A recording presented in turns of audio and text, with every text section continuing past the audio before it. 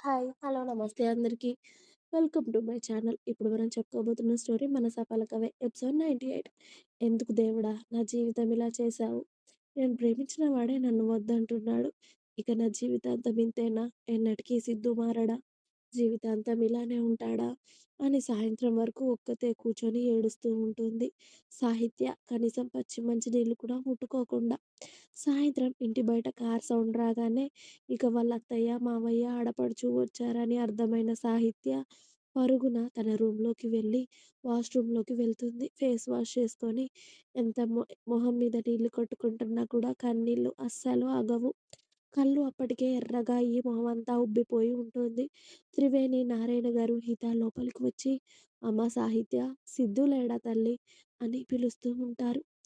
"ఆ! వస్తున్నా అత్తయ్య. ఫ్రెష్ అవుతున్నాను" అని అప్పుడే సాహిత్య టవల్‌తో మొహం తుడుచుకుంటూ వచ్చి "గుడ్ ఈవినింగ్ అత్తయ్య, గుడ్ ఈవినింగ్ మావయ్య, గుడ్ ఈవినింగ్ హిత, నేను కాఫీ పెడతాను" అని సాహిత్య కంగారుగా కిచెన్‌లోకి వెళ్తూ ఉంటే "ఏంట్రా తల్లి ఏమైంది? కళ్ళలా ఎర్రగా అయిపోయాయేంటి?" అని అనుమానంగా అడిగారు త్రివేణి గారు. కళ్ళల్లో ఏదో నలక పడిందత్తయ్య మీరొచ్చే ముందే. ఇదిగో ఇల్లు క్లీన్ చేస్తున్నాను. అలా పడినట్టుంది. అందుకే ఫేస్ వాష్ చేసుకొనొచ్చాను. ఇంకేం లేదత్తయ్య. పోయింది ఫేస్ వాష్ చేసుకున్నాక. మీరు ముందు ఫ్రెష్ అవ్వండి అని చెప్పి చిన్నగా నవ్వి సాహిత్య కిచెన్‌లోకి వెళ్ళి కాఫీ పెడుతుంది. కానీ కిచెన్‌లో కూడా తన కన్నీళ్ళు ఆగను అంటూ నీకోసం మేమున్నామని అవి వాటంతట అవే వచ్చేస్తూ ఉంటే టవల్‌తో కన్నీళ్లను తుడుచుకుంటూ వాటిని దాచలేక అవస్థలు పడుతూ ఉంటుంది సాహిత్య. ఇక కాఫీ అవ్వగానే అత్తగారికి, మామగారికి, ఆడపడుచుకి ఇచ్చి "అత్తయ్య ఎందుకో హెడేక్‌గా ఉంది. కాసేపు పడుకోనా?" అని అడిగింది సాహిత్య. "అదేంటి తల్లి అలా అడుగుతున్నావు? నీకు హెల్త్ బాలేకపోతే ఈ పనులన్నీ ఎవరు చేయమన్నారమ్మా? నేనొచ్చాక చేసుకుంటాను కదా! లేకపోతే పనావిడొస్తుంది కదా! నువ్వెందుకు ఇబ్బంది పడడం? నీకంత తలనొప్పిగా ఉంటే వెళ్లి పడుకో తల్లి. టాబ్లెట్ ఇవ్వనా?" అని అడిగారు ఆవిడ. "పర్లేదత్తయ్య నా దగ్గరుంది. కాస్త కాఫీ తాగి పడుకుంటాను" అని చెప్పి తల అప్పటికే వేడెక్కడంతో తలంతా బరువుగా అనిపించడం, తలనొప్పి కూడా ఎక్కువగా అవ్వడంతో ఏడ్చినందుకు సాహిత్య తన రూమ్‌లోకి వెళ్ళి హెడేక్ టాబ్లెట్ వేసుకొని సైలెంట్‌గా బెడ్ మీద పడుకుంటుంది. మార్నింగ్ నుండి ఏడ్చినందుకు మరి ఆ తలనొప్పికో, లేకపోతే టాబ్లెట్ మత్తుకో తెలియదు కానీ, సాహిత్య అలా పడుకోగానే ఇలా నిద్ర పట్టేసింది తనకి. కానీ నిద్రలో కూడా ఆమె పడుకున్న తర్వాత కూడా ఆమెకు వెక్కిళ్ళు ఆగడం లేదు. ఆమె కంటి కొసల నుండి కన్నీళ్లు కారిపోతూనే ఉన్నాయి. అలా ఇక పడుకొని నిద్రలోకి జారుకుంది సాహిత్య. సిద్ధు ఆ రోజు సాహిత్యతో అన్న మాటలే తలుచుకొని కాస్త లేట్‌గానే ఇంటికి వస్తాడు. 9:30, 10 గంటలకు అలా. అప్పటికే త్రివేణి గారు డిన్నర్ కంప్లీట్ చేసి అందరికీ భోజనాలు కూడా వడ్డించారు. సాహిత్యని మాత్రం నిద్ర లేపలేదు. తలనొప్పి అంది కదా అని. సిద్ధు అమ్మాయి తలనొప్పని పడుకుందిరా. ఇక నేనేమి నిద్ర లేపాలి అని లేపలేదు. మీరిద్దరూ లేచి అన్నం తినండి సరేనా? మేం పడుకుంటున్నాం నాన్న. అమ్మాయిని చూడు ఎలా ఉందో అని చెప్పి త్రివేణి గారు ఆవిడ రూమ్‌లోకి వెళ్ళిపోవడంతో సిద్ధుకి అర్థమైపోయింది. ఇక తను ఎందుకు అలా ఉందో అని చెప్పి. సిద్ధు రూమ్‌లోకి వెళ్ళేసరికి తను బ్లాంకెట్ నిండా కప్పుకొని పడుకొని కనిపించింది. ఆమెని లేపాలి అనిపించక సిద్ధు వెళ్లి ఫ్రెష్ అయ్యి వచ్చాడు. కానీ తను తినలేదు అని అన్నందుకు అతడికి మనసొప్పడం లేదు. అతనికొక్కడికే తినాలి అనిపించాక సాహిత్య దగ్గరికి వచ్చి సాహిత్య నుదుట చేయి వేసేసరికి సాహిత్యకి ఫుల్లుగా జ్వరం వస్తుంది. దాంతో సిద్ధు కంగారుగా "సాహిత్య, సాహిత్య లేవవే జ్వరం వచ్చింది" అని ఆమె బుగ్గల మీద తడుతూ ఉంటే "టాబ్లెట్ వేసుకున్నాను సిద్ధు. నా గురించి నువ్వు ఆలోచించకు. తగ్గిపోతుంది. అవసరమైతే రేపు నేను అమ్మమ్మ వాళ్ళతో హాస్పిటల్‌కి వెళ్తాను. నువ్వేం అవసరం లేదు నన్ను చూడ్డం. వెళ్ళి భోజనం చెయి. నాకు తినాలని లేదు. నేను కాసేపు అయ్యాక లేచి పాలు తాగి బ్రెడ్ తింటాను.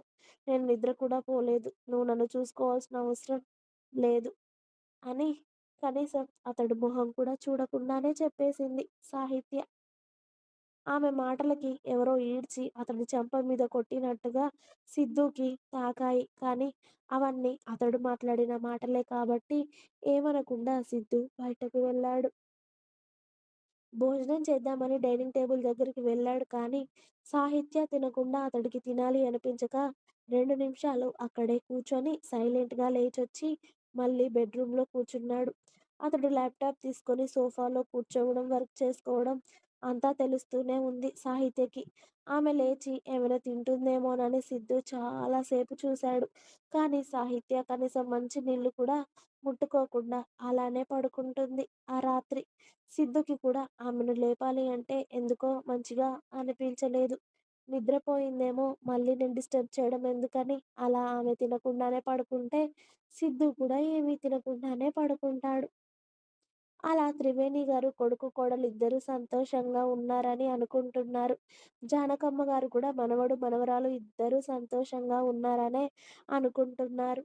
కానీ సిద్ధు, సాహిత్య మధ్య జరిగిన గొడవలు ఏవీ ఎవరికీ తెలియదు. ఆఖరికి సాహిత్య, హితకి కూడా వాళ్ళ మధ్య జరిగిన విషయం ఏది కూడా హితకి చెప్పుకోలేదు. ఆడపడుచుతో అంత క్లోజ్‌గా ఉన్నా సరే. అందరూ సిద్ధు, సాహిత్య బావున్నారు అని అనుకుంటున్నారు. ఉదయం సిద్ధు ఉన్నంత వరకు కాస్త సంతోషంగా వాళ్ళ అత్తయ్య, మావయ్య హితతో నవ్వుకుంటూ కిచెన్‌లో ఆవిడతో పని చేస్తూ ఎక్కువగా సిద్ధు ఉన్నంత సేపు వాళ్ళ రూమ్‌లో ఉండకుండా బయటే వాళ్ళతో నవ్వుతూ, మాట్లాడుతూ ఉంటుంది. ఎందుకంటే సాహిత్య బానే ఉందని వాళ్ళనుకోవాలి అని. వాళ్ళు ఇంట్లో నుండి బయట అడుగుపెట్టడం సాహిత్య డల్‌గా మారిపోతుంది. సిద్ధు, సాహిత్య ఇద్దరు మాత్రమే ఇంట్లో ఉన్నా కూడా సాహిత్య అసలు సిద్ధు మొహం చూడడం కూడా మానేసింది. సిద్ధు కూడా సాహిత్యతో మాట్లాడడం మానేసి ఇద్దరికీ ఒకరి అవసరం ఒకరు లేకుండా పోయింది. ఎవరి పని వాళ్ళది అన్నట్టుగా ఉంటున్నారు. బయటికి మటుకు ఇద్దరు ఎంత బావున్నారో అనుకునేలా ఉన్నా కూడా, లోపల జరిగేది ఎవరికీ తెలియదు. అలా సిద్ధు, సాహిత్య కలిసి ఇప్పటికే 3 నెలలు దాటింది. ఒకరోజు త్రివేణి నారాయణ గారు హిత కాలేజ్‌కి వెళ్ళగానే, సిద్ధు ఆ రోజు మధ్యాహ్నం పొలం దగ్గరికి వెళ్ళాడు. గత 4 రోజుల నుండి సాహిత్యకి ఏమీ తినాలి అనిపించకపోవడం, వామిటింగ్స్ అవ్వడం, కళ్ళు తిరగడం అన్నీ జరుగుతూ ఉన్నాయి. మెల్లిగా ఆ రోజు సాహిత్యకి అర్థమైపోయింది. ఆ రోజు సిద్ధుతో కలిసిన దానికి ఫలితం ఇదే అని అర్థమైపోయింది సాహిత్యకి. ఇంట్లో ఆ సమయంలో ఎవరూ లేకపోవడంతో సాహిత్యనే ధైర్యం చేసి మెల్లిగా మెడికల్ షాప్ వరకు వెళ్ళి ప్రెగ్నెన్సీ కిట్ తెచ్చుకొని ఇంటికి వచ్చి టెస్ట్ చేసుకునేసరికి అది పాజిటివ్ వస్తుంది. అది చూడగానే సాహిత్య కళ్ళల్లో నిండా నీళ్లు నిండుకున్నాయి. అసలు ఇష్టంతోనే కలవలేదు అన్నవాడి బిడ్డ నా కడుపులో పెరుగుతుంది. కోరికతో మాత్రమే నాతో కలిశానన్నాడు. దానికి ఫలితం ఇది. రేపు వీళ్ళు పుట్టాక కూడా నేను మిమ్మల్ని ప్రేమతో కనలేదు. అది ఇది అని ఏదైనా అంటే, అమ్మో! నేను తట్టుకోగలుగుతానా? నన్ను అన్ని మాటలన్నా సరే తట్టుకున్నాను. కానీ రేపు నాకు పుట్టబోయే పిల్లలనే సిద్ధు అసలేమైనా మాటలంటే హుహు. ఊహించుకోవడానికి కూడా భయంగా ఉంది. ఇప్పుడు నేనేం చేయాలి? అని చెప్పి ఆ ప్రెగ్నెన్సీ కిట్ అరచేతుల్లో పట్టుకొని, తల పట్టుకొని మౌనంగా ఏడుస్తూ కూర్చుంటుంది సాహిత్య. అసలలా ఏడుస్తూ కూర్చుంది సిద్ధు మళ్ళీ సాయంత్రం వచ్చే వరకు కూడా ఆమెకు తెలియలేదు. సాహిత్య అలా కూర్చోవడం చూసిన సిద్ధు అనుమానంగా సాహిత్య అని పిలవగానే కనీసం అతడి పిలుపుకి కూడా రెస్పాండ్ అవ్వకుండా వెంటనే ఆమె పిడికిలిలో ఉన్నది దాచేసి అతడు చూడు అతడి వైపు చూడకుండానే బయటికి వెళ్ళిపోయింది సాహిత్య. ఇంకా ఉంది. మీకు నా స్టోరీస్ నచ్చినట్టయితే ప్లీజ్ లైక్ చేయండి. అలాగే ఛానల్‌ని తప్పకుండా సబ్స్క్రైబ్ చేయండి.